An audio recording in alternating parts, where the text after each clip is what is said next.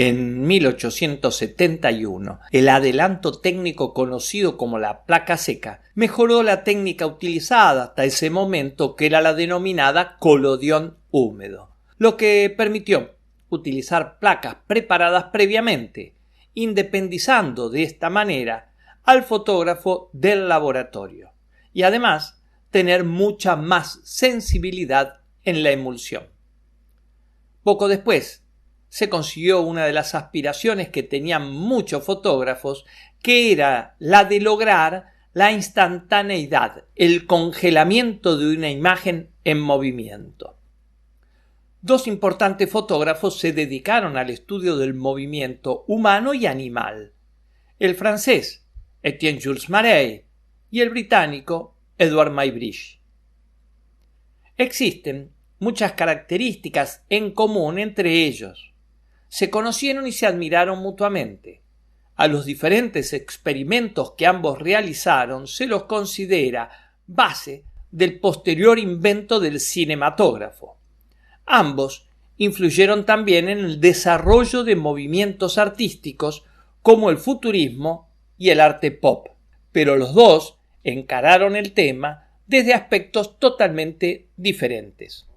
Mientras que Marey captaba las secuencias sobre una placa única y sintética del movimiento, en donde la comparación es sencilla, porque muestra cada fase del movimiento en su correcta posición espacial en relación con todas las demás fases mostradas en la misma placa, revelando de esta manera los patrones de continuidad del movimiento. En cambio, los trabajos de Muybridge, pese a que también revelan el aspecto de las estructuras del movimiento que no podemos apreciar directamente con nuestra vista por la velocidad en que se desarrollan, lo muestra en múltiples placas registradas por una batería de cámaras fotográficas que se disparan sucesivamente a medida que se desarrolla el movimiento.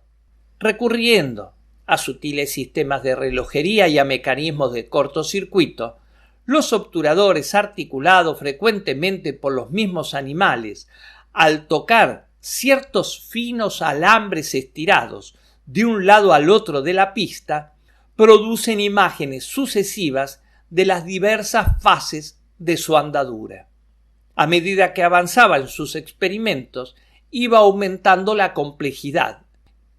Llegó a utilizar una batería de 24 cámaras frontales y 2 baterías más colocadas en ángulos de 60 y 90 grados.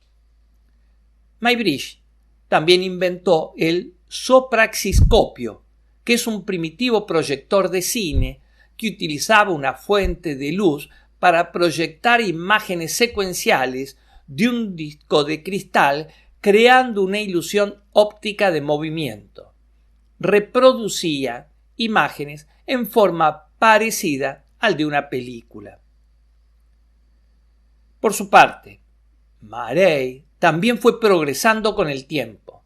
En un comienzo utilizaba un fusil fotográfico capaz de tomar 2 exposiciones en un segundo. En 1882 continuó con una cámara de placa fija cronomatográfica equipada con un obturador de tiempo, donde en una placa podía plasmar varias imágenes sucesivas con un simple movimiento. Colocando la cámara en una cabina sobre rieles, pudo hacer tomas desde distintas posiciones y finalmente pudo reemplazar la placa de cristal por una larga de papel sensible que se movía intermitentemente en la cámara con la ayuda de un electroimán. Finalmente, reemplazó el papel por una película transparente de celuloide.